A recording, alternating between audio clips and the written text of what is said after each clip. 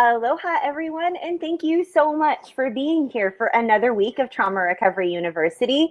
We're always so excited when you choose to join us live, and there are so many of you live. I'm your host, Athena Moberg, and with us in the green room, of course, is your incredible co-host, Bobby Parrish. And we are really excited. This, of course, if you're not familiar with our channel, is our second Twitter chat of the week. The first one being this morning, hashtag CSAQT, and the third one being tomorrow night, hashtag Sex Abuse Chat. Welcome to Trauma Recovery University and our second Twitter chat of the week, hashtag No More Shame. Please send us your questions and interact with us using the hashtag No More Shame on Twitter. I want to give a very, very special welcome to each and every one of you that have been here early, tweeting your questions, and we see a couple of new faces and a lot of very familiar ones. So welcome, welcome, welcome. We are so honored that you've chosen to spend this hour with us this evening. We always love for this to be the most informative and encouraging hour of your week with regards to healthy, informed trauma recovery. So we're going to go ahead and jump right in. It is quite the controversial topic, and it's been very painful for a lot of people to discuss this topic.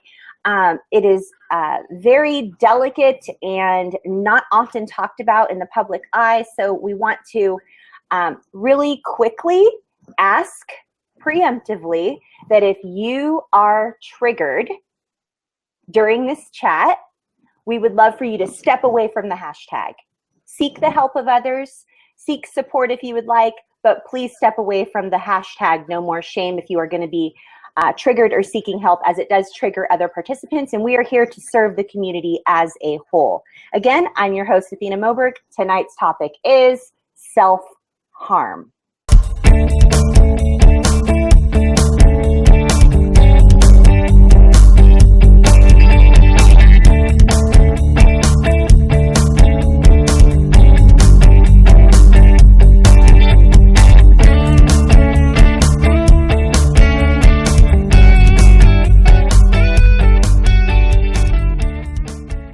Self-harm is a loaded topic. It is not just cutting, which is what sort of, I would have to say, like the pop culture definition of self-harm can be. But in the mental health community and in the survivor community, there are so many different types of self-harm. We're going to unpack all the different types of self-harm this evening, probably mention a few that you were not aware of. And we're not only going to talk about self-harm and end it on sort of a wah wah. We are going to dive into some great healthy tips on how we can find healthier coping strategies and what to do when we are tempted to self-harm. So my esteemed colleague, Bobby Parrish, and I look forward to tackling this very delicate topic, and I'm going to hand it over to her without further ado. Take it away, Bobby Parrish. Hi, everybody. And once again, I'm supposed to be tweeting and talking at the same time. That's okay. And I'm not so good at it. Okay. That's okay. I'll take over the tweet stream for you, honey. Okay. Welcome, everyone. We're so glad that you're here, and we're so honored that you're here, that you would spend an hour of your week with us.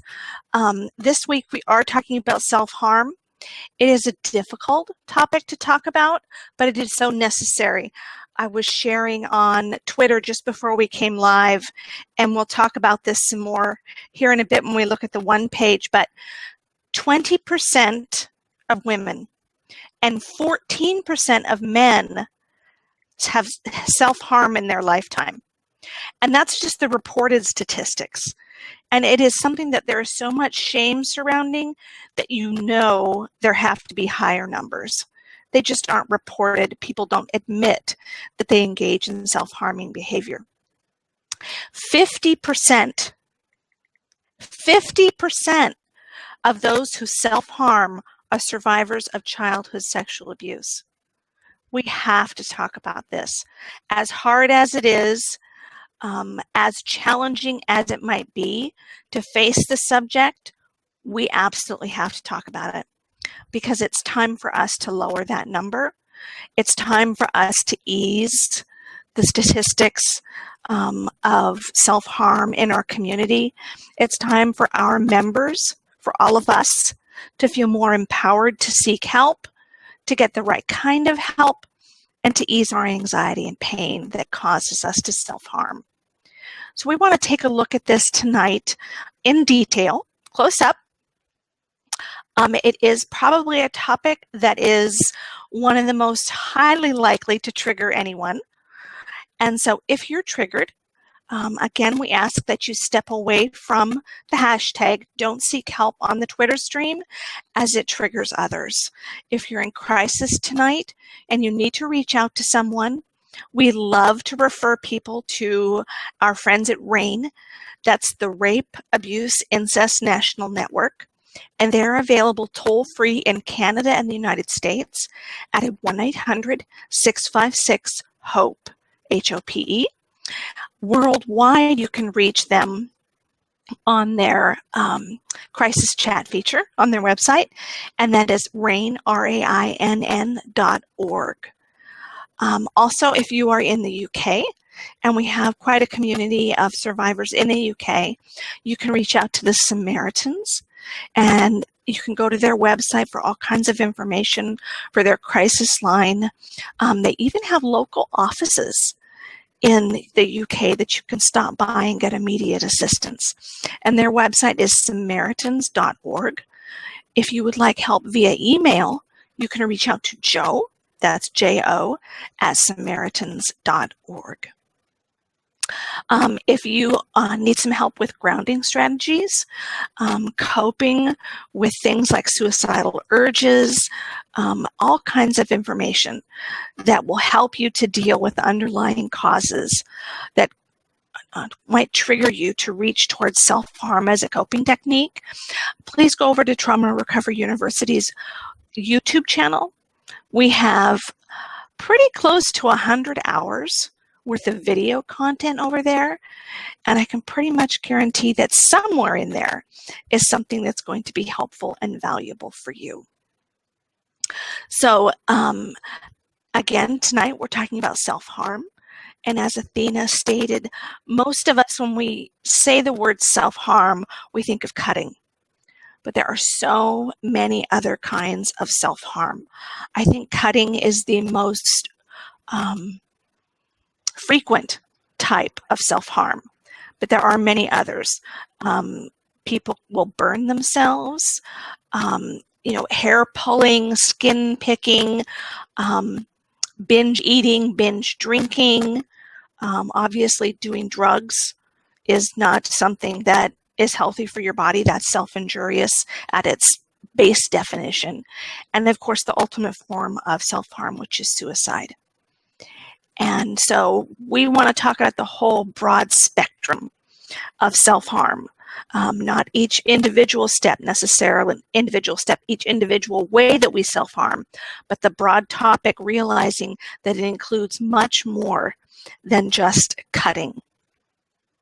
And we want to help you figure out maybe why you self-harm if you don't know why, and then how you can cope with the urges to self-harm, self-harming behavior, and get help and feel better so that self-harm is not a part of your life anymore. Athena, are we getting any questions? I know we have a lot of people here live this morning and tweeting this morning. Wow, this evening. Although it's the morning in the UK. I know it's you guys, special shout out to the UK because it's 2:15 in the morning and you guys are here.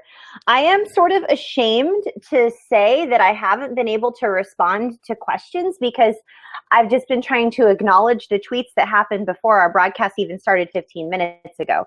So let me just page back up to the top here and see if we have new questions. Oh, everybody's just being super grateful and awesome. Aw. I do have, you know what I do have? What? Okay, Bobby. Okay, I know I'm so, a lot of this applies. Oh, Colin says he used to stick pins in his fingers. Colin, I used to do this when I was younger. I would get these little pins from my mother's or my grandmother's sewing box, and I would stick them through my skin. and see as many as I could possibly stick through my skin. And just because I needed something to like focus on. It's the same thing with like when I bite my fingernails. Colin, you are not alone. Not alone, not alone. Wow. I never knew anybody else did that. Wow. So, you know, that's one of the most powerful things about us coming together and discussing this is realizing that we aren't alone. yes. And that is so helpful about this broadcast and the accompanying Twitter chat that goes with it. Elizabeth says, hi, Elizabeth. We love you. Thanks for coming back. We love you. Welcome, welcome. We always love seeing you every day. I do toenail clipping and cuticle cutting and picking. Is this self-harming behavior? I have done this also, and I've recently come to find out that it is self-harming behavior. Bobby, your comments on that, and then I will read the email that we got sent. Yes, and you know, it's interesting because there are so many things that are on that thin line of being self-injurious, self-harm, and you know, clipping your toenails in and of itself is not self-injurious. No, it's actually self-care. It's that fine line of being of really practicing self-care, Bobby. And like, I didn't mean to interrupt you. I'm so sorry, but I wanted to add to what you were saying, because we as survivors need self-care, and then something about practicing self-care is triggering, which causes us to sort of cross over the line. I can only speak for myself, and that's what I do. Yes, and so we can go from, you know, doing something good, like you said, Athena, which is self-care, and then cross over that line to where we might purposefully cut our nails too short and cause them to bleed. You know, picking at the cuticles until your fingernails bleed, and that space right there next to your finger starts to bleed and they get infected. I've had multiple clients deal with that kind of self-harming behavior. It can be a thin line. And I think for some of us, it has to be the definition of what do we consider it to be self-harming to ourselves? Does it disturb us? Does it upset us? Does it cause us worry?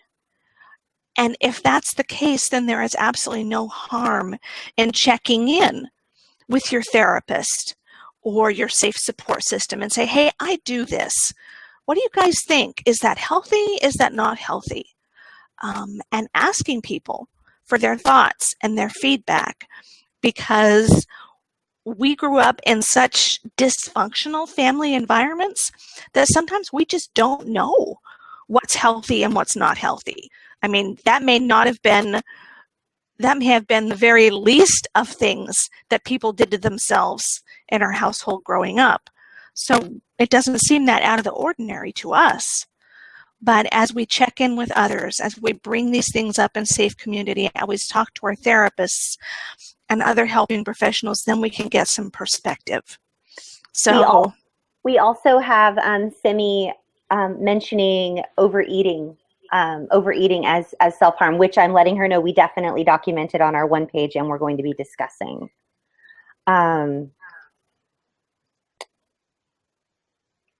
Oh gosh, there's just so many people. This is a loaded topic, Bobby. Oh my word. We try to greet everyone. Sarah's here, Dominique's here, Laura's here, Jack, Simi, Grace, Katie. Let's see who else is here. There's so many. I'm totally forgetting you guys. I mean, I'm not forgetting you guys, but I'm not able to keep up. I think it's my executive functioning. I'm getting a little overwhelmed. But I did want to mention to each and every one of you that are tweeting in and sending us your comments and your questions, just thank you. Thank you for your support. I'm going to go ahead and, Bobby, if it's okay with you, if you guys can't see me for a second, Bobby, I don't know if you can let me know if you guys can't see me for a second, but can you still see me, Bobby, or no? Yeah, I can see you. I'm going to read you guys the email that was sent to us a while back on the topic of self-harm in anticipation of this particular video. This is a person who's choosing to remain anonymous with the initials HM. No more shame. You said you were going to do a video about self-injury, and I was wondering if I could address what to do when it no longer works. I think mostly I do it to help deal with the emotional pain inside, since the physical pain is much easier to handle. Current counselor said nothing was going to help. Counselor meaning therapist, I'm assuming. I have done it, meaning self-harm, for several years, and I am in my mid-50s. I first remember being in trouble, and was sent to the nurse in 2nd grade. I was writing bad on my arm with a safety pin. So I have used a lot. I don't use for attention. I always wear long sleeves. Nobody knows, just my counselors who I've told. I no longer know how to get rid of or keep suicidal thoughts from being so bad. My counselors say I can talk to her, but when I try, she just wants to put me into the hospital, even though she knows all they will do, her wording is, quote unquote, keep me safe. They have never helped me in the past, and she said she knows they won't help. So it's just a waste of time to talk to her anymore. And I told her that if I was talking about it, I was looking for help. And when I stopped asking or talking, that would be made up to do it. I have tried in the past, but I've always failed. And when they say do it, I'm assuming meaning commit suicide.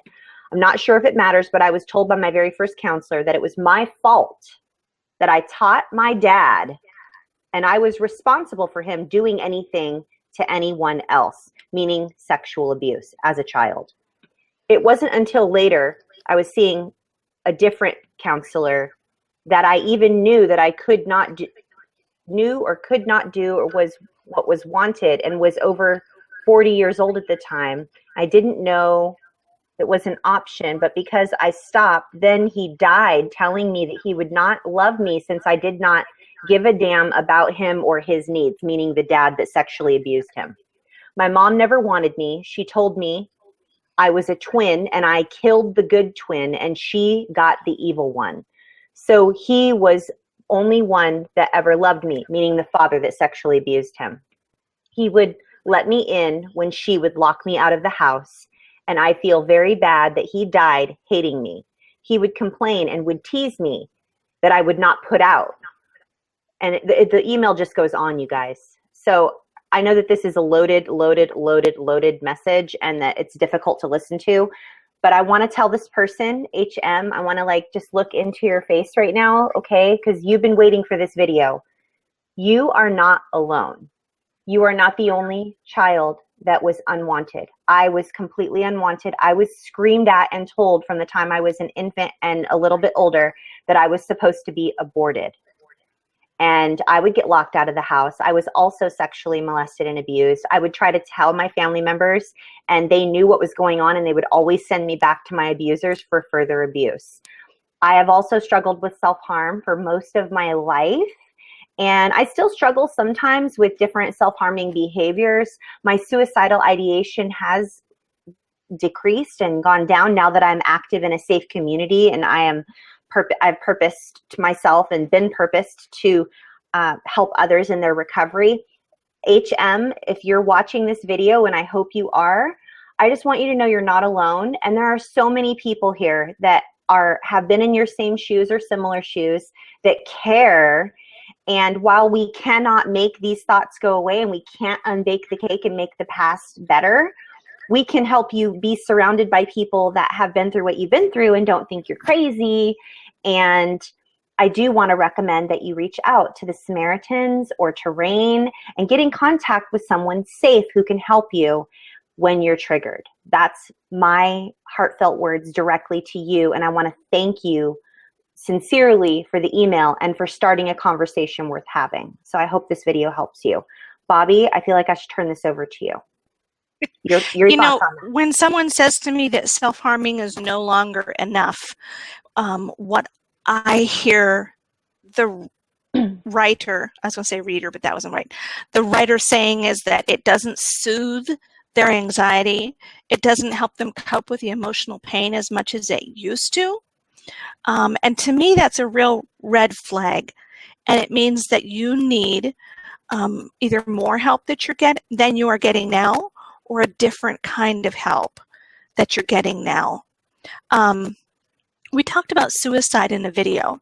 At one point, I said, if you have repeated suicidal thoughts, I mean, that there are pretty much part of your daily battle, that's so an indication that you're not getting the right kind of help, or you're not getting the frequency of help that you need. In our one page, we'll talk about the difference between compulsive self-injury and self-injury that kind of comes and goes according to the amount of our emotional pain or our anxiety. And those are two different things. They're both self-harm, but if self-harm or suicidal thinking is obsessive and compulsive for you, that requires a whole specialized set of treatment, similar to the kind of treatment that people get for OCD. Okay? Self-harming thoughts can be obsessive thoughts. They can be things that we feel like we cannot control. They're part of our mind. They circle through our mind on a constant basis, and we feel like we can't control them. That's compulsive, that's obsessive thinking. Now, if it moves from just thinking to being a behavior, and we get those repetitive, strong urges, and they pile up and pile up and pile up and pile up until we just can't resist them anymore. And then we self-harm, and we get that kind of feeling of kind of a deep sigh of relief, and then the urges build up again and again and again and again. That is compulsion. That is the definition of compulsive behavior. It's self-harm behavior, but it's still compulsive behavior. So you need to get help that is targeted for obsessive and compulsive behaviors so that you can learn ways of coping rather than thinking about suicide, rather than self-harming. I can guarantee that you will feel a much more peaceful life if you can reduce those feelings and that behavior of self-harm. Because when we self-harm, we might immediately have a sense of relief, but pretty much within 24 hours, or sometimes as little as 15 minutes afterwards, comes the shame and the self-degradation and the disgust at ourselves, and the feeling like a failure and a loser. So there are a million reasons why we want to stop self-harming behavior. But sometimes it has to be addressed as a compulsion and an obsession, which means you can't just address the cutting. You can't just walk up to someone and say, you need to stop cutting now because that's bad. It's not helpful. Have you seen that meme, Bobby, where it's like a little cartoon of a whole bunch of different people? Like one person is diabetic and needs to have insulin, and then one person has like a flu, and one person has like an amputated arm or leg, and like the cartoon is like, this isn't how we would talk to these people. Why do we talk to people with PTSD and mental illness this way? And like, there's a person in the cartoon telling the person that's doing insulin, what's your problem? Why can't your body just produce more insulin? And like the person, you know, and it's true, you guys, the brain is the part of our body. And if our brain is damaged in any way, resulting in mental illness, it's the same as if we are diabetic, or if we're hypoglycemic, or if we have lupus, or if we have MS, or if we are quadriplegic or a paraplegic, or I don't know if you all are familiar with a gentleman named Nick Vujicic. I think it's Vujicic is the correct pronunciation. He was born with no arms and no legs, you guys. What if someone was telling him, what's your problem, Nick? Why don't you have any arms or legs? What's your deal? I mean, come on. Like, seriously, that's what Bobby and I are getting at. Why we want to have this open conversation about invisible illnesses. It is so important that we have these conversations, and for each of you to know that you're not alone and that you're not a freak, and that it's okay to talk about. We really want to reduce the stigma. We really want to do all we can to provide safe support for you guys and to join you up with one another in safe community so you can reach out and feel better. Because sometimes reaching out and connecting with someone who's been there, done that, sometimes that is enough to soothe us at the moment. And it is a healthier coping strategy than skin picking or trimming our nails too short or nail biting or pulling our hair or cutting or over exercising, overeating, binge eating, all these different types of self-harm, you guys. Sometimes reaching out to someone in safe community and just talking, that's why psychotherapists and psychotherapy is such an effective treatment for so many people that have mental illness and that do have self-harm. Because psychotherapy, talk therapy, when you talk things out and you use your voice and you actually are heard and listened to and not judged, it is so deeply healing and freeing. And that is maybe the first rock in your good pile. And you can just keep adding to that good pile instead of trying to delete the bad pile, which is almost impossible because we're always going to have something in our bad pile. We always have room to grow. So Bobbi, I'm just so happy that we're having this conversation and that we have so many people that are interested in having this conversation. It's such a relevant topic. Exactly. Sarah brings up a good point, which I think is a reflection of how much of society shames self-harming behavior. She said, if you go to the doctor and you talk about self-harm, can they have the power to get social services involved with your kids? I first of all, I want to validate the heck out of that, because I think that those of us who are parents fear talking about some things with our doctors because we're afraid of what they'll do. We're afraid that they might commit us to a psychiatric ward without our permission. We're afraid they might alert social services and we can lose our children. So many different fears go through our heads, and some of them are valid. The individual who wrote the email that Athena read talked about, when she talks about suicide to her therapist's response is, you need to go to the hospital. But the hospital's not helpful, and even her therapist says the hospital's not helpful. I, at this point in my career, have a very hard time recommending to my clients that they voluntarily admit themselves to a psychiatric ward, because these days they don't do a whole lot other than warehouse you and try and get you on the right medication so you're stable so they can discharge you. There are exceptions. There are absolutely exceptions, and I know some phenomenal trauma treatment hospitals that are out there. But going to the hospital it doesn't get you the kind of help that you really need to deal with the underlying stuff behind the suicide and the self-harm. Why do we want to commit suicide? Well, we want to commit suicide because we're in so much pain. We don't have any hope that it's going to get better, and we just want it to stop. That's not what the hospital is there to do. That's not what they're there to help you get a handle on. They're there to keep you safe and hopefully adjust your medication so you can go home. So I understand that fear when my clients talk to me about being afraid to bring up the deep, dark things that they struggle with. And my answer to Sarah and my answer to everyone would be, it depends on the self-harming behavior, okay? If you're talking about binge eating, no. That's not something that your doctor is going to call social services about. Although I can't control the, extremist doctor who might think that's a reason to do that, but I can't see many doctors doing that. Now, if you're talking about binge drinking, yeah, that's another ball of wax, okay? That is something that could impact your children to the point that your doctor might think they were in danger or harm. Well, if we're talking about impairs your judgment.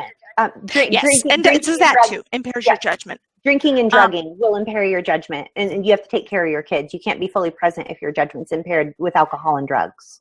Exactly, and you can't keep them safe. If you were talking about cutting, skin picking, I'm thinking the doctor probably would not make a call to social services, because most of the time that doesn't impact our capacity to be there for our children, to provide them the safety, shelter, nurturing, and love that they need. In fact, for the most part, survivors are really good at taking care of their children, just not so much ourselves. Yeah, because So that stems from the whole wanting to make sure that our kids don't ever have to go through what we've gone through. yes, absolutely. There are so many questions on this stream right now that I won't be able to like respond to on a tweet, but some of the tweets I'm receiving are about, so what you're saying is I just need to stop doing this right now. And that's not what we're saying. We're not saying you need to just stop self-harming. I mean, come on, let's just be reasonable, shall we? I mean, that's not what we're doing at all. We're saying very compassionately and very urgently, you matter, and professional help regarding compulsive behaviors is available, and it's difficult sometimes to obtain, but it may be worth looking into if it's a compulsion. And there was Grace Hope says that she practices some self-harming behavior, but she doesn't even know she has done it until she's already done it. And I am in that camp. I don't even realize that I have bitten all my nails off until I've already done it. And then all of a sudden the shame sets in. Oh my gosh, I thought I was going to let them grow, and now I bit them all off again. Dang it. And so, Bobby, what are your comments on the type of self-harm that we take part in that we don't realize we've done it until we've already done it? What do you have to say about that?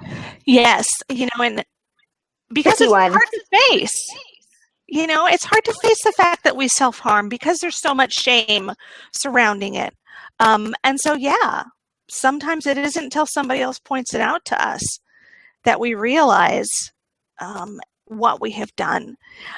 Now, that's usually not the case with, things that are a little more obvious, like cutting or burning ourselves, binging on alcohol, binging on drugs. But things that we sometimes may not even connect in our head are self-injurious, absolutely. Kalisha says they can happen in a moment, even a moment of dissociation. Kalisha says that when she self-harms, it's like she's momentarily possessed and she takes out her anger and sadness. I can relate to that statement. Like, you don't even realize you've done it. It's like for instance, I was on an airplane one time, and I was sort of escaping I think I lost you guys. Did I lose you? I have pop-ups. I see you. I see you. Pop-ups are happening. Can you hear me? Sorry. I can hear you. I'm good now. Okay. Sorry, I have all these it's like versions of this are available. Would you like to download it now? No. So I was on an airplane. Oh, wait, I'm busy. I had just gotten out of a very abusive relationship with a narcissistic personality disordered man. And I was on an airplane actually escaping this situation. And I was on a business trip, but I was getting away from this person. And I had just gotten my nails done, like with the acrylics, and make them look all pretty and fancy, and so that I could look very professional for my business thing. Well, here I was leaving my business trip and going back home, getting away from, and I was escaping. I had broken up with this narcissistic personality disordered person, this abusive person, and I bit all my acrylic nails off in addition to my real nails on the airplane, you guys. And I didn't even realize I did it until the plane landed. I was dissociated for like 4 hours. I mean, I didn't know. That was right in the height of like when my memories first started coming, and I didn't even realize that my childhood had been as traumatic as it was. And that was when my recovery journey like pretty much first started. So it was quite some time back, like, I don't know, like 10, 15 years ago. But still, I mean, I understand what you're saying, Kalisha, about being momentarily possessed. You're like, what in the world just happened? I mean, how did I bite all of my acrylic and my real nails? Where was I? I was sitting here on an airplane, like, hello. Bobby, has that ever happened to you? Have you ever been in a situation where Yeah, you I'll bite have done my something? fingernails. Yes. Huh? You know, of course, Yeah. I'll bite my fingernails, or sometimes, like someone mentioned earlier, the cuticles around their nails. I'll do that mindlessly. But someone just made the most excellent tweet, and I really want to point it out. And it's from Ariel. And Ariel, I haven't seen you on our broadcast before, so welcome. I'm so glad that you're here. If you've been here before and I didn't see you, I apologize. But I want to give you a big welcome. And she makes a statement that is just right on target. The cutting is a side effect for me. The abuse is the real problem. Okay? That's why it's not helpful. It is so not helpful if someone comes up to you and says, well, just stop cutting yourself. Just stop biting your nails. Just stop. Yeah. It's the underlying stuff that we need to deal with. Someone asked on the Twitter stream, she said that she binges and purges until she feels suicidal, and that her therapist had recommended a eating disorders program. Would that be helpful? It would be helpful if it's a trauma-based program, okay? The same reason why there's the most wonderful meme going around that talks about how so many people who are drug and alcohol addicted were abused as children, and that we need to get at that abuse in order to stem the tide of drug and alcohol addiction, okay? So the self-harm, when you deal with the underlying abuse, the self-harming behavior will go down, it will decrease, because we do it out of that emotional pain, out of anxiety, out of a feeling to punish ourselves or our bodies, because our bodies were so deeply involved in the sexual abuse. She is so right on target. It's a symptom. It's a problem that stems from that underlying unhealed trauma and abuse that we've got to get to. I'm sorry, Ethan, go ahead. Oh no, it's a petal on the flower. Like the stem goes all, the roots go deep, but it's a symptom. It's not the root cause. Yep. I totally agree. And the one exception that I want to bring up to that, though, is if your self-harming falls into that area of being a compulsion or obsession. Okay, you can still deal with your trauma, but you might still have some of the compulsions and obsessions. And again, that's why it's so important. If your self-harming behavior, if your self-harming thinking is obsessive and compulsive, you need to get specific treatment for obsessions and compulsions. That's trauma-informed. Trauma-informed care is so important, you guys. Yes. Melissa says, I think I do some self-harm things as a result of the past that are just habits now. Anyone else? And I would say yes, kind of. Yeah, I mean, there's a fine line, Melissa, between self-harming behavior and a habit. For instance, if your habit is to just sort of like pick, like if you get a blemish and that's just sort of a habit now, it's still self-harming. If your habit is to pick your cuticles till they bleed, that's still self-harming. If your habit is to just sort of like tap your fingers or make noises or whatever, like if that's not self-harming. But I would say that I don't want to say once self-harming, always self-harming, but if something is considered self-harm, it can't just like decrease in its importance and impact over time and just be considered a habit if it's still self-harming behavior. Bobby, your comments on that? And then there was another comment here just after that one as well regarding borderline personality disorder from Katie. But about Melissa. About Melissa's comment about it just being just a habit now, and then also about BPD. And I think it was Laura that addressed the BPD. She responded, borderline personality disorder. She responded perfectly.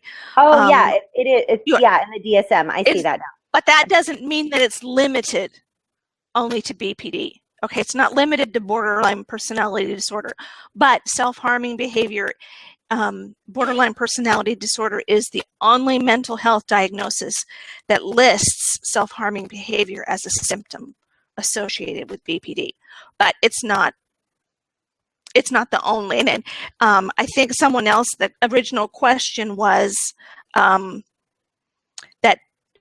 someone had been told that, oh, here we go. Someone told me that self-harm stems from BPD. Is that true? Can you self-harm and not have BPD? Absolutely. Yeah. Absolutely. Absolutely. So, I'm feeling a need to get into the one page, hoping that it might answer some of the questions that we're getting tonight. What do you think, Athena? I honestly, if you want my honest response, Bobby, my thought is that perhaps the next virtual summit that we do may need to be on this particular topic, because the only other live stream that we've ever done that's been this active and this well attended and necessary and relevant is narcissistic abuse. So yeah, I think we do need to go into the one page. Yep. And I hate to abandon anyone if you all feel abandoned. But this one page we're going to go into is very comprehensive. It's going to answer a lot of these questions. Please, please, please, if you've never gone and downloaded one of our complimentary PDF resources for whatever reason, because you're like, no need, I learn better on video, I just like the Twitter stream, I want to encourage you, if this is the only one page you ever download, please, please, please go to one of our websites and click on the tab that says downloadables, and you'll be given immediate access. I have my assistant currently working on making sure that the most recent topic of the most recent week is at the top rather than at the bottom, so we're flip-flopping everything. So if things are a little bit out of order this week, that's why. By next week, we'll have everything back in order. Please go to either traumarecoveryuniversity.com or our project website, which is nomoreshameproject.com, and click on downloadables and look for the topic of self-harm. And if it's the only downloadable you ever download, please share it with someone that you know that needs it.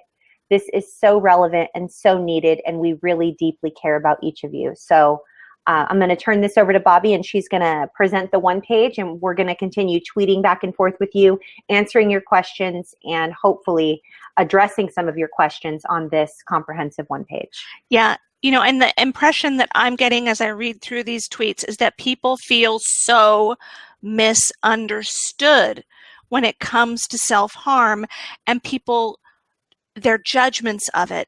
Phoenix says that, my BFF calls me out on doing it, and she's trying to help, but I just want and need to do it.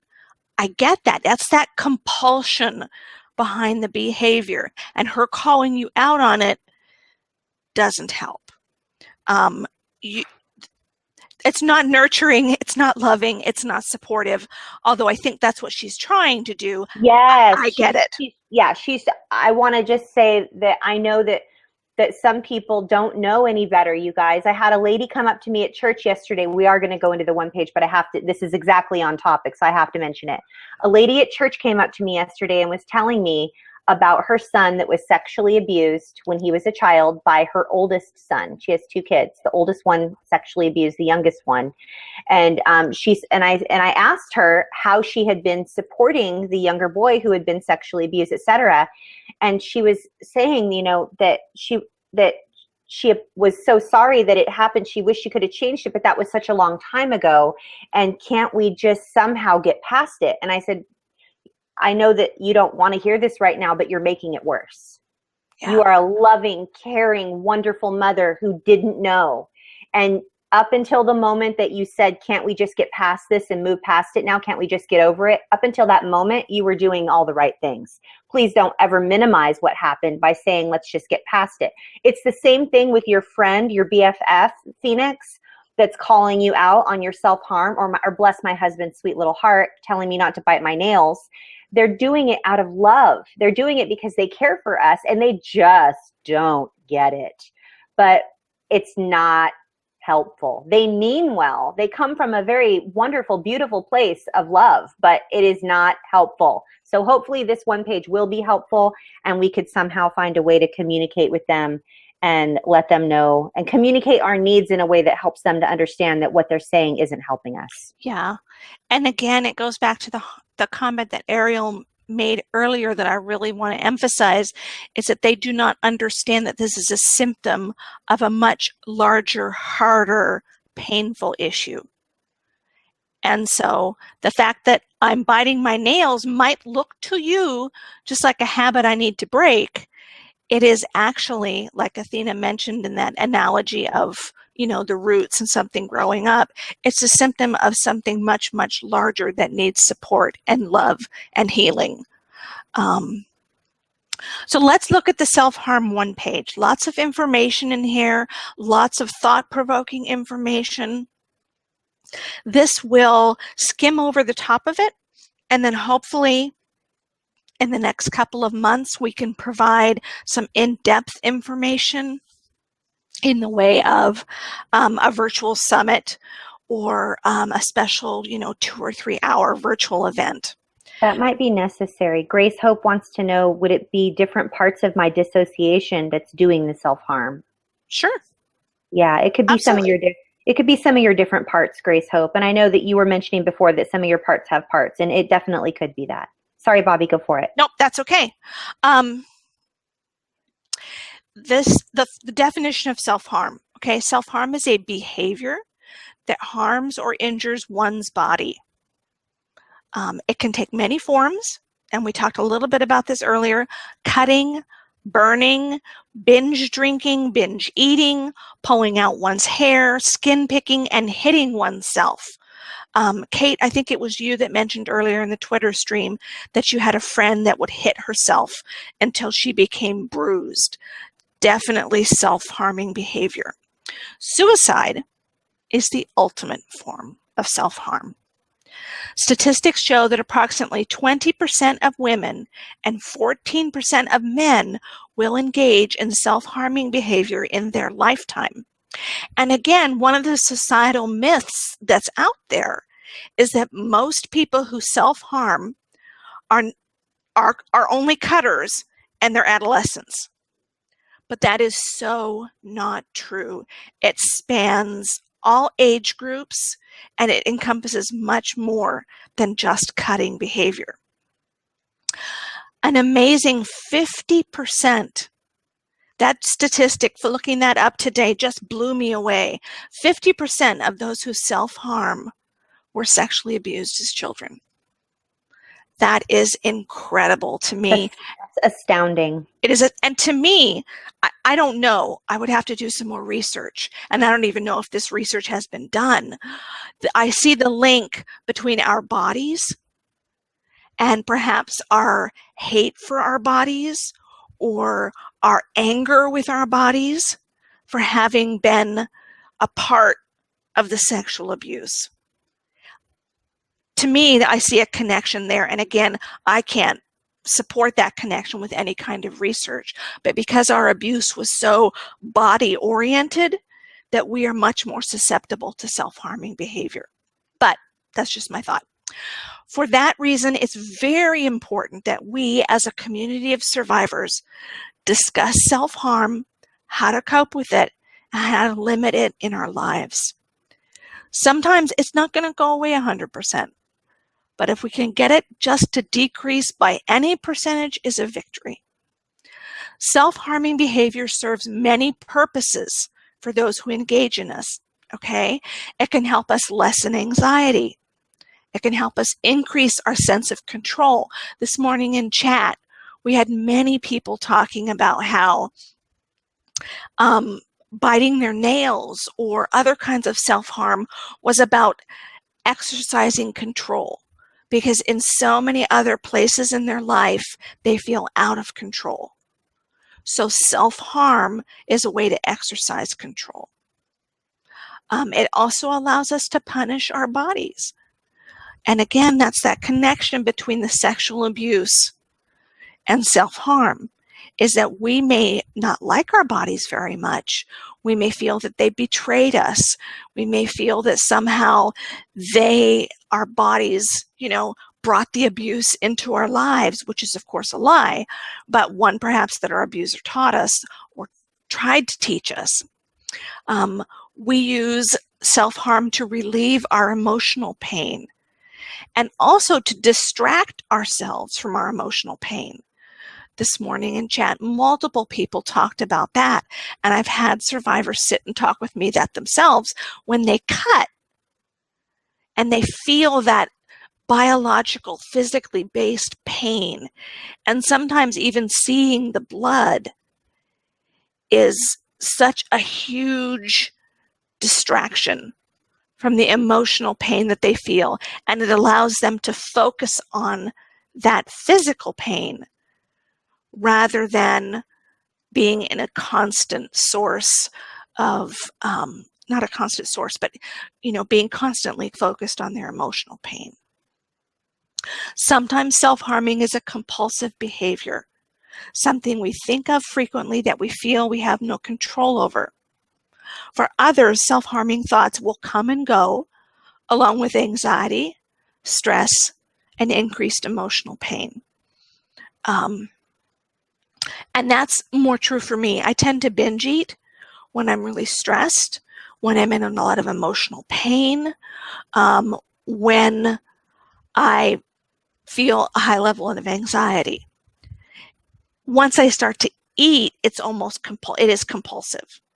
But it's not, eating is not something that cycles through my head 24/7. It's not an urge that I fight 24/7. So for me, it is something that comes and goes along with anxiety, stress, and emotional pain. But for others, it's always there. Go ahead. Sarah says, this is so perfectly put, Sarah, rock star. It's blaming ourselves, which is easier than blaming the abuser of why I self-harm. Of course. Yeah. Nailed it. Oh my goodness. While self-harming behavior can ease anxiety, pain, and compulsive urges, it can cause shame, disgust in ourselves, and feelings of failure. Society is very judgmental of self-harming behavior, which contributes to our shame. Friends and family may personally shame and judge us for self-injurious behavior. This only makes us feel worse and, ironically, can lead to our self-harming even more because we use it to cope with the pain of their judgment. So it is so important that we have supportive people in our lives who will not judge us when we self-harm, but will say, okay, what happened? How can I help you get on a healthy track? How can I help you cope with your feelings in a healthy way? How can I just sit with you and help you and support you in this moment? Instead of that, what is wrong with you? Which is so damaging and then leads to, ironically, even more self-harming behavior. Laura says that she knows self-harm is not, it's self-harming to not allow her injuries to heal. Yes. Yeah. That is true. That is true too. Yeah. I've had that too. I've struggled with that myself.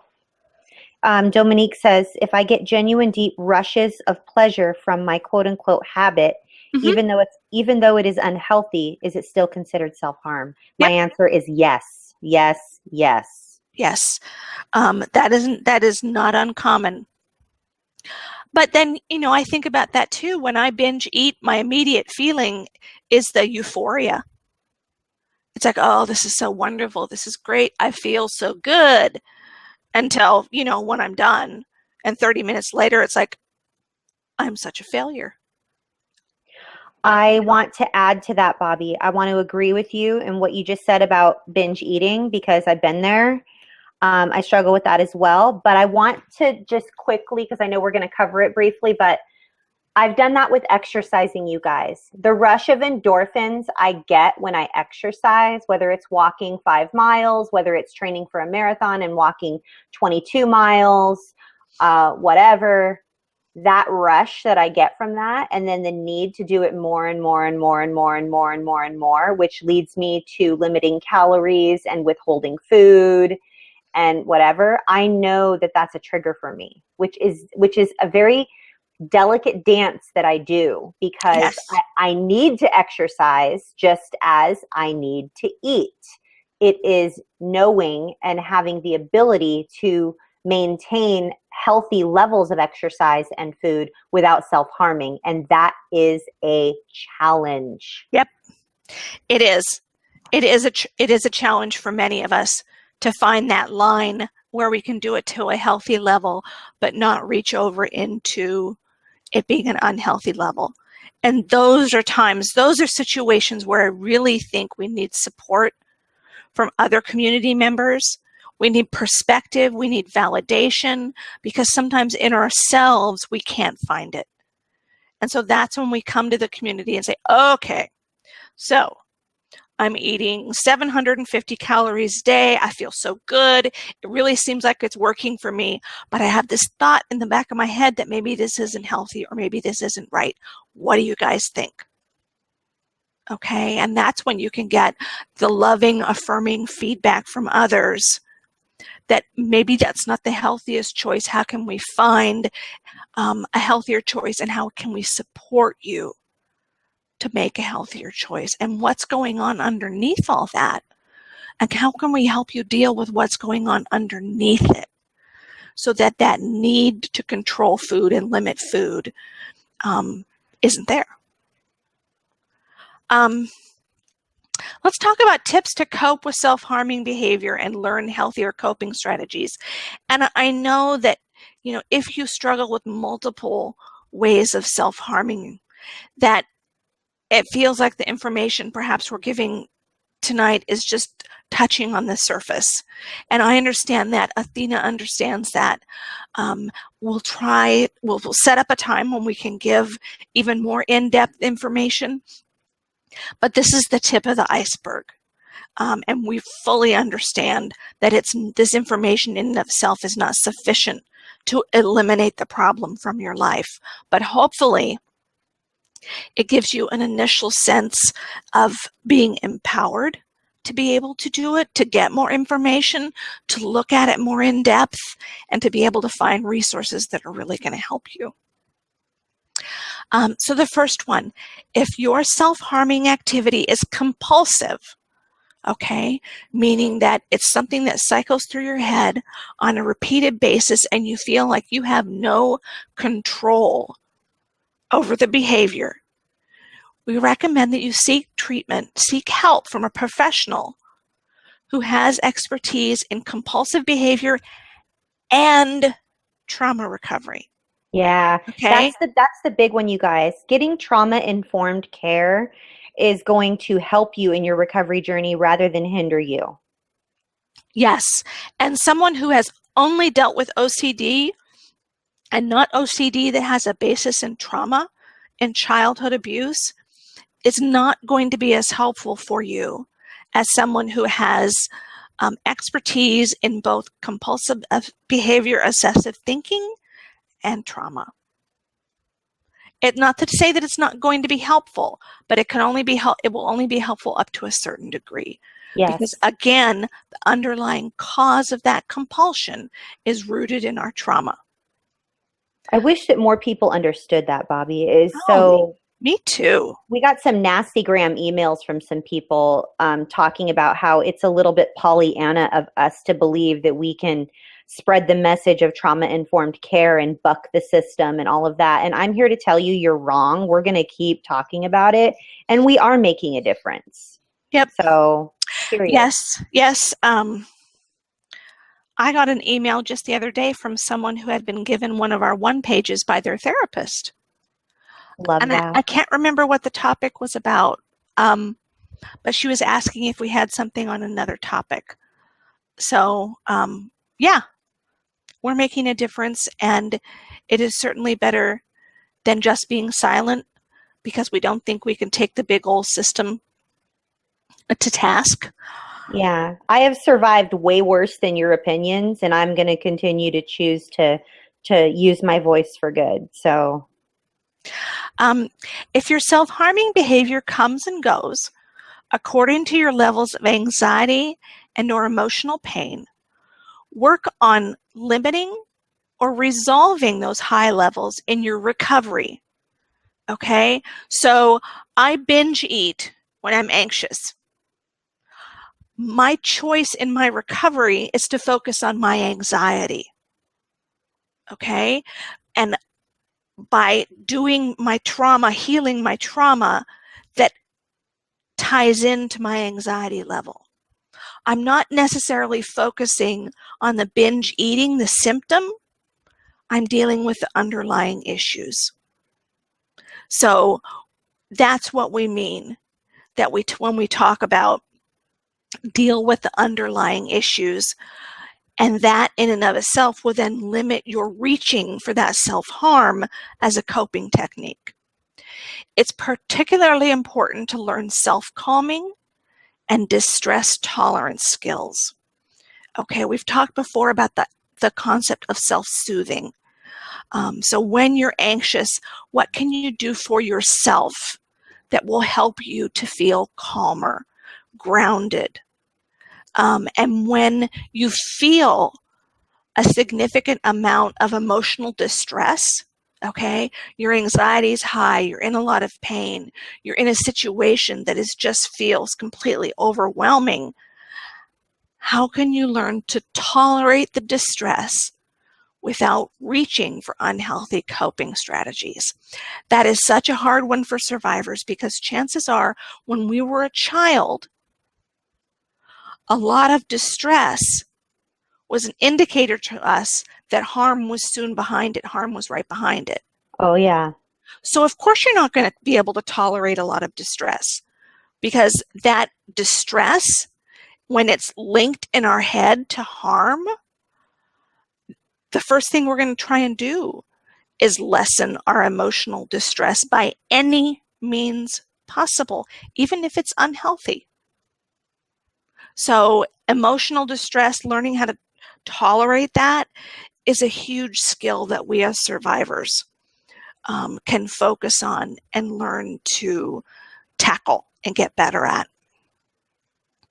Become aware of specific events, emotions, or memories that trigger self-harming behavior so you can avoid them or prepare ahead of time for how to cope with them instead of self-harming.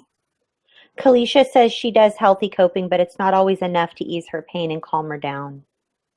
You know, I hear you. There are times when I feel such a high level of anxiety that I make the conscious choice to self-medicate with food. Is it the healthiest thing for me to do? Absolutely not. Do I make the conscious choice? Yes. Sometimes it's just, almost an automatic behavior, but there are times that I make the conscious choice to do it because I know it will decrease those feelings. So I get it. I understand. And again, all we can do is keep working on our trauma and keep working on our levels of anxiety, keep working on decreasing our emotional pain so we don't have to use self-harming as a coping strategy. But it is so important. And I don't think I've put this in here. I wish I had now. It is so important that we learn to forgive ourselves if we make a mistake anywhere in our recovery with anything. It's so important that we learn to give ourselves grace. Okay? So when I make a choice to self-medicate with food, when, half an hour later, those typical feelings of shame and disgust come up, and I can say to myself, you know what? It wasn't the best choice. And hopefully next time I'll make a different one. But for right now, in this moment, I choose to let myself off the hook, and I'm not going to beat myself up about it. That's so important, that we learn to give ourselves that grace and that we learn to surround ourselves with people who will do the same thing. People are having light bulb moments, and Phoenix says self-harm leaves us with feelings of failure. She says it's really ironic. It's really ironic because she picks because of failure, and then leaves feeling more failure. Exactly. Equals a pit. Yeah. Exactly. And Melissa having light bulbs. Oh my yes, goodness. that's why self-harming it's a cycle. You know, it's a nasty downward vicious cycle. And we can interrupt that in multiple ways. And one of the ways we can interrupt that is to give ourselves grace. Okay, so we feel like a failure, we skin pick, and then we go, okay, I really didn't want to do that, but I did. I did it because I was really stressed out, and I'm going to let myself off the hook for that. I'm going to learn a different way. I'm going to keep trying. Maybe next time it'll be different. Yeah. Okay? Interrupt that thought process. It is important to receive support and encouragement as you work to decrease self-harming behavior in your life. Seek that support among safe people and communities who do not judge you. Often other survivors and helping professionals who are themselves survivors are the best source of judgment-free support. If you are feeling judged, it's a good indication that you may need to seek other forms of support. Okay? Judgment is rarely a part of a healthy support system. We all make mistakes. Sometimes we get judgy. But if it's a consistent part of your support system, then you might need to find a different support system. Seek medical assistance if self-harming behavior results in infection, alcohol poisoning, or other negative impacts on our body. Those are definitely times that we need to reach out for some help. When you're tempted or triggered to self-harm, pause to ground yourself, reach out to a safe person, or choose a healthy way to divert yourself from self-harming, such as going for a walk or deep breathing. All of the grounding, self-soothing techniques that we have talked about over the year and a half that we've been here on the air. Seek professional trauma, eating disorder, or alcohol and drug recovery help if your self-harming behavior worries you or interferes with your capacity to function in your life the way you wish to function. August wants to know if you can self-harm during a flashback, and I said yes, I definitely have. Yeah, absolutely. Okay. You guys, thank you for again continuing in this conversation. It's just such an important conversation, and I wish I could address every single one of you. Chris, someone says, I didn't think that breathing techniques would really work, but they have helped me.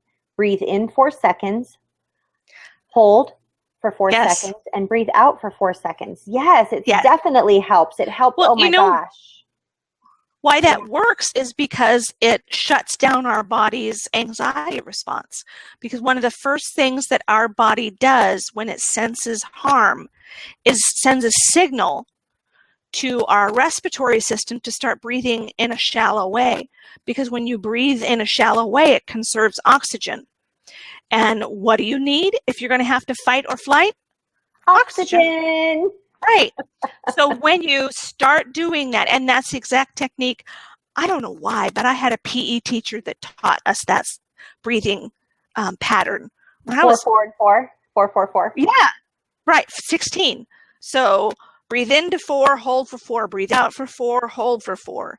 And so it's 4 sets of 4. I don't know why she did, but she taught us that when I was just knee high to a grasshopper, and I've used it my entire life. But it's biologically based because it shuts down that body response of the shallow breathing. And so what does that do? That sends a message back up to our head that says, it's okay. We don't need to conserve oxygen because we don't need to fight or flee. We're fine. And the body goes, oh, okay, then I'm going to stop pouring adrenaline out into the system. Laura, so that's why we need to be breathing, deep, slow breathing. Slow, deep breaths. Laura wants to know, is it wrong that behavior limits my suicidal ideation and attempts? And I asked her to expand on that because I would like to say it's good if something is helping you if something is limiting your suicidal ideation, then that's fantastic. But if what you meant is it, if self-harming behavior is limiting my suicidal ideation, don't you think it's a good thing that I'm going to have to say no, because self-harm is a vicious cycle, and self-harm is a liar. Self-harm lures us in and makes us think that it's going to make us feel so much better. And then it doesn't. It just is a ripoff, because we end up shaming ourselves for self-harming, even if we didn't even know we were doing it. Like when I dissociated and ate all my acrylic nails off. Like, I shamed myself for so long, and then I was ashamed to go and get them fixed, because I was like, well, they're just going to make fun of me. And then it ended up happening, and now I've stayed away from nail salons forever. So, but yeah, I need you to clarify the question. But Bobby, your comments on that?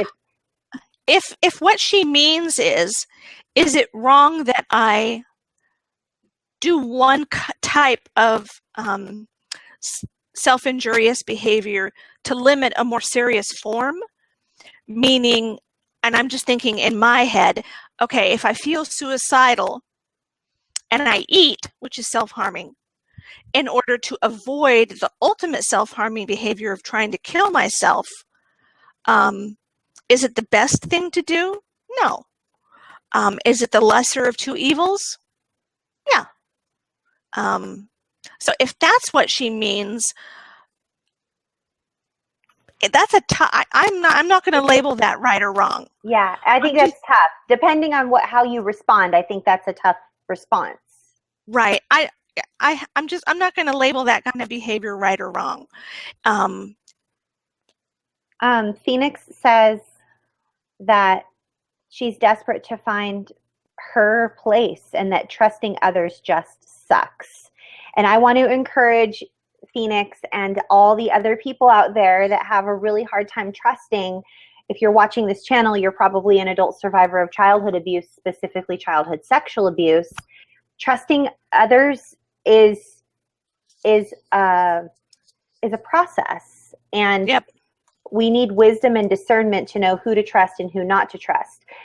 Being vulnerable and allowing ourselves to learn to trust others can be very, very rewarding. And the risk reward is actually very, very good, because if once you actually receive the reward and the benefits of trusting people who are trustworthy because they have proven themselves to be worthy of your trust. Now, mind you, all humans are going to let you down. They're all going to let you down. Everybody's going to drop the ball and screw up at some point. But the risk reward on being vulnerable enough to trust other people is so awesome, which is why safe community is so important. So I'm glad that you're welcomed into safe community now and that we're all able to really support you. But I've definitely been in that place. I just remember weeping and weeping and weeping, going like, I just would rather be alone forever. This is too painful. Like every single time I trust anybody or let anybody in, they end up hurting me even worse or re-traumatizing me. I just remember being in that exact same place. So, or a similar place. I don't know. I can only speak for me. But Bobby, have you been in that place where you struggled like to really find your place and like, you know, you need to be vulnerable to trust somebody else, but it's just painful? I mean, I feel like a lot of us have been there. Bobby. Yes. And Laura clarified what she meant by saying self-harming. Is it wrong to do that so you can cope through the spending your days wanting to die? So she is kind of referencing what I thought she was, which is, is a suicide being the ultimate self-harm. Is it okay to use a lesser form, and even that, I don't like using that word, but a less serious way of self-injury to cope with that feeling of wanting to die? So, in the interim, it is the lesser of two evils. What I would absolutely adore see happening, though, Laura, is for you to get the help that you need so that you don't feel so much emotional pain that you want to die. But I can understand not wanting to feel that way 24/7 and for reaching out for a form of self-harm in order to cope with feeling that way 24/7. It is exhausting to want to die 24/7. And I completely understand that coping by another method of self-harm. I do. But in an ideal world, what I want for you is to receive the care and the love and the help that you need so that you don't feel those suicidal urges 24/7. And I know that's hard because our mental health system, and I know that you're an Aussie, you're down there in a whole different mental health system than we have here in the US. And I can only hope that it's a little more trauma informed than ours is. But I know it's easier said than done to get, get the right help. Sometimes that's like, telling someone to dig a well in the middle of the desert. It's just not there. It can seem that way, Bobby. I think for a lot of us that have struggled, especially for those of us who have struggled since we were little, that are here because our abuse and the after effects of our abuse have been going on for so many decades, it does feel like, I've used this terminology a little bit earlier on a tweet, but it does feel like we're fighting a losing battle or we're digging a well in the desert. But I have to believe that we're making some progress here. And I have to believe that, Laura, sometimes when we're just feeling like we just want to die, and, the world would not really miss me if I died, and it would be okay if I died, really. And that type of thought process is a slippery, slippery slope.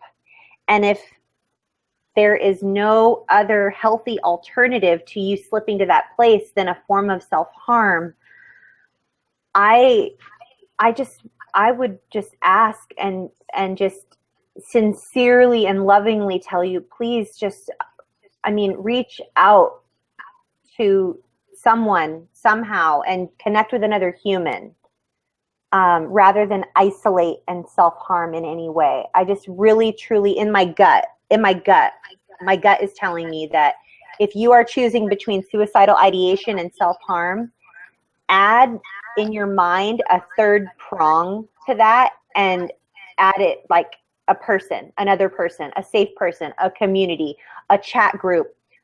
Reach out to another human. Having another live, like real-time human involved in the toggle between suicidal ideation and self-harm is super critical in my gut. In my gut, I just know that, and just as a helping professional and just having been there. So, Bobby, your comments on that? I think it would be wonderful if we all had someone in our life that we could turn to like that. But I know, again, that that's easier said than done as well. Well, so but we have safe communities set up so that usually around the clock there's somebody that can at least say, hi, how are you feeling right now? Like, what's going on? How can I sit with you for a minute? That's what I meant. Yeah. Yes, absolutely. And that's a reason to get involved in our safe support groups. But I think there are times that urge, that pain is so deep that it needs someone local to you, and perhaps that you can physically sit with, physically talk to, in order to really meet that need of helping you walk through that painful moment without reaching for a self-harming technique. And I wish that was available. We've talked before about something weekly. What about something weekly? Like, are there internet-based support groups that discuss self-harm on a weekly basis? I want to look into that. I want to do some crowdsourcing or something. This is just me speaking from myself, and I would love to hear your opinion. But if I knew that every single week I was going to, on every Wednesday, be discussing the topic of self-harm with a group of safe people, then it would give me something to look forward to, and I just feel like that would be something like almost like setting myself up for success. Right. And we've talked before about wanting to duplicate the AA model, where there are drop-in meetings, 7 days a week, multiple times a day, everywhere around the world. Even when you're on a cruise ship, they have, Friends of Bill meetings on cruise ships. Every cruise I've been on, which is 3, but still, they've had AA meetings where you can drop in and get the support and help that you need to make it through without self-harming, without turning to behavior that's injurious, without turning to unhealthy things, and instead to get the support and encouragement that you need. I would love to see that. That's my dream, that that is available to survivors, that they have a place where they can drop in and get some support and then go back to their daily programming. And we're working on it.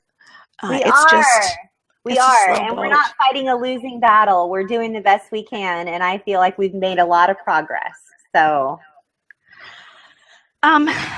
let's look really quick at contact information. I'm aware of the fact that we're over time, and I know this has been a really difficult topic, and you guys need a lot of information.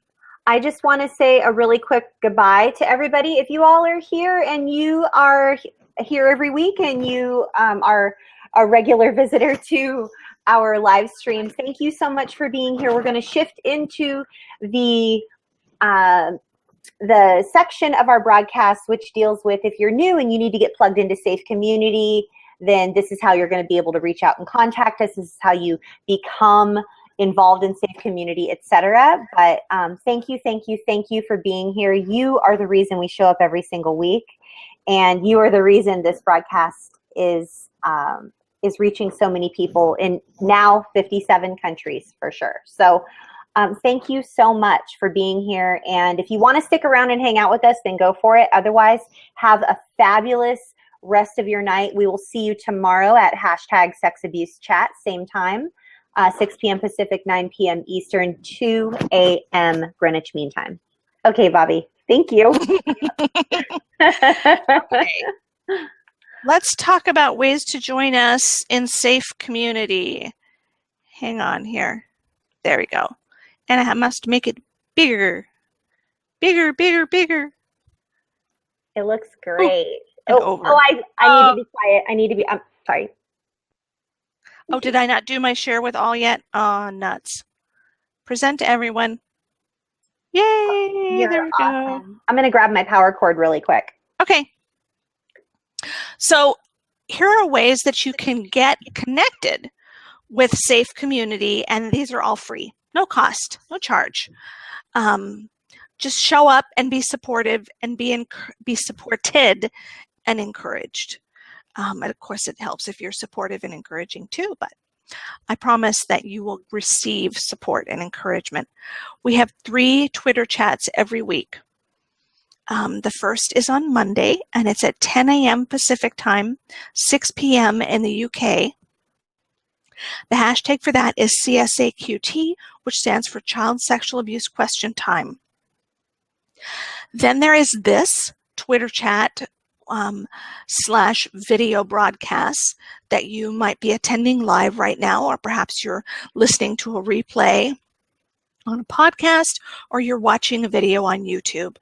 That is at 6 o'clock Pacific time, 9 Eastern, every Monday evening.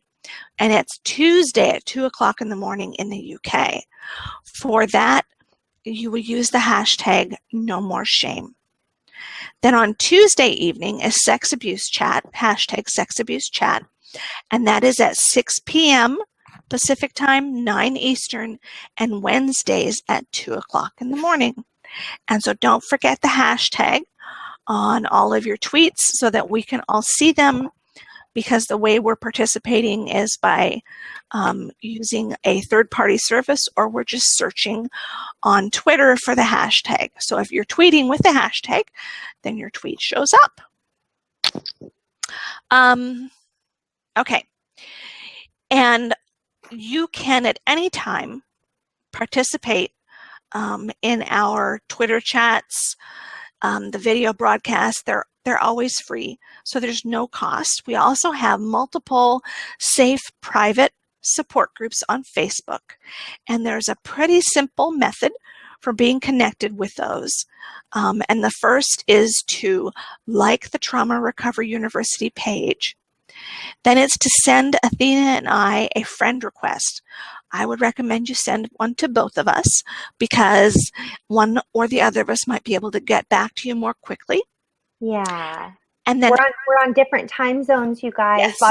Bobby is located in Texas and I'm located in Hawaii.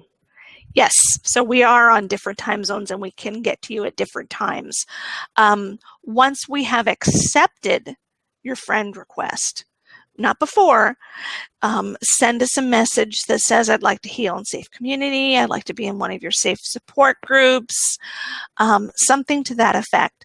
And the reason that we ask you not send us a Facebook message before we accept your friend request is because then it goes into a whole different mail folder titled Other, which does not send us notifications that there's a message there, and they sit there for months and days and weeks and much more time. It's a graveyard. It's a graveyard for lonely messages, and we would love to address your message and be able to respond to you. So yes.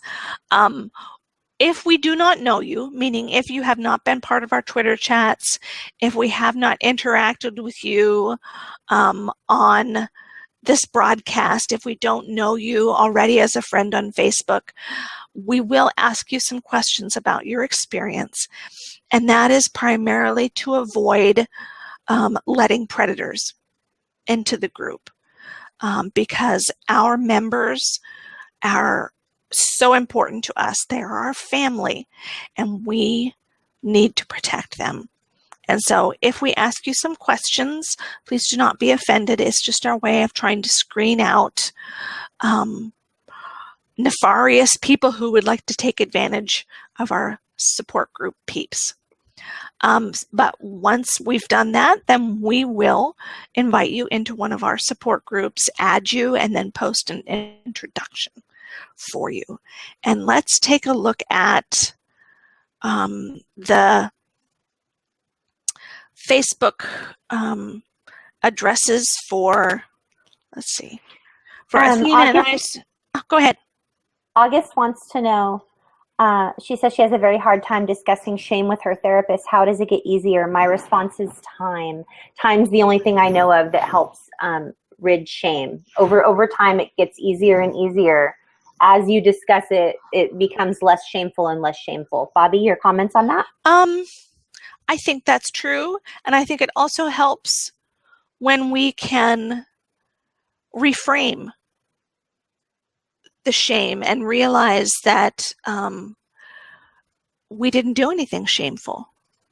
And that when we can give ourselves the truth, when we can give ourselves grace, when we give ourselves mercy, all of that will help the shame dissipate as well. And talking with other people, with other survivors, and coming to know that we're not alone and we're not the only ones that have done that. And we're not, some weird freak in the world that doesn't belong anyplace. All of those will help to dissipate shame. I just wanted to, I just lost my train of thought. I'm so sorry because I was trying to do something. I was trying to do too many things at once. But yeah, the whole reframing thing, you guys, and then what we do sometimes. I don't know if this will help anyone, but this helped me.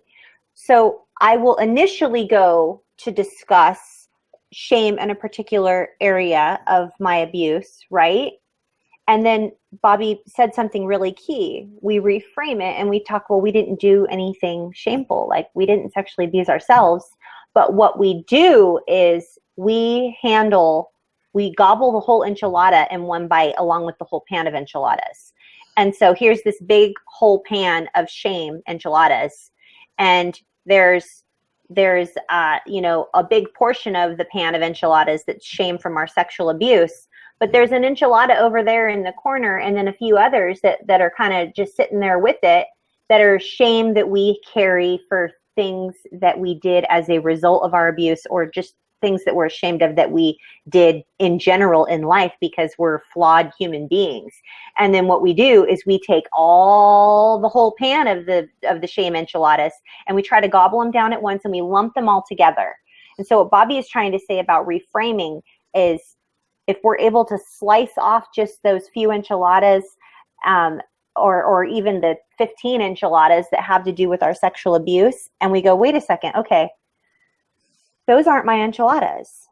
Those have nothing to do with me. All those enchiladas belong to my abuser. And these enchiladas over here, these 3 or 4, that's more manageable. And I know I don't need to eat all 4 at once. I'm going to go through those little by little, but all this shame and this weight that I feel right now because of my abuse and everything else that I've piled on top of it, I'm gonna deal with it little by little by little by little. We get so overwhelmed, you guys. We have a hard time seeing all the different shades of gray that go along with a lifetime filled with shame from different things that we've done. Like if we yelled at our children, or we snapped at them, or we didn't have patience, or we repeated some words or actions that our abusers used on us, and we didn't even know that they were wrong, but we did anyway. And then when we learned better, we did better. But we gobble all of that up and add it on top of the shame of our abuse, rather than leaving the shame from our abuse over here where it belongs, not with us. You know what I mean, Bobby? Like, yeah. I hope that was a good visual. Yes, and at some point we'll actually get rid of it rather than just segregate it off in another spot. But yeah, segregating it off in another spot is an excellent first step. I want to get to the right thing here. Okay. And so it's not really helpful to tell you guys to send us a Facebook friend request if we don't tell you how to find us. So just jumping down to the bottom of the page really quick, our Trauma Recovery University is the business that Athena and I work underneath, providing all this information to you. And that Facebook page is Trauma Recovery University. My professional page is Bobby Parrish Coaching and Consulting. My personal page, which you are all welcome to send a friend request to, is Bobby Parrish. Athena's professional page is Athena Moberg Speaking, and her personal page is Dawn Athena Moberg. We would love to connect with you on Twitter. I'm going backwards up the page here now. Please don't hesitate to follow me, to connect with me on Twitter, to connect with Athena, to connect with Trauma Recovery University. I'm at Bobby L. Parrish. Athena is at Athena Moberg. And then Trauma Recovery University is Trauma Recovery U. And the capitals don't matter. If you'd like to contact us via email, I'm at bobbylparrish@gmail.com. Athena is at Athena Moberg Speaking @gmail.com. And then we have the joint email account, which is No More Shame Project @gmail.com. And again, we ask for your patience for replies because it's only Athena and I so far. And we also work full-time jobs. So I apologize if we don't get back to you in the time frame which you would like us to. You can watch replays. We're doing our best. That's right. Every week you can watch all of our replays, going back to when we started in, I think, August of 2014. On YouTube at Trauma Recovery University's channel. We have a channel on Roku TV, which is Trauma Recovery University, and then on Google Plus, we're Trauma Recovery University. And every week to join in on our live Twitter chat video broadcast, you just need to go to bit.ly/Trauma Recovery U, and in that instance, the capitals do matter. So there you go. That's it. We had so many wonderful people with us tonight. Oh my goodness. We still have like a dozen people viewing, and people that are still tweeting in. I want to just really quickly thank each and every one of you that participate every single week and that share these episodes with people you love. And thank you for just contributing, for adding value, for supporting, for coming by to say hi. Thank you for giving us a thumbs up if the video helps you. Thank you for clicking the share button. Thank you for commenting below.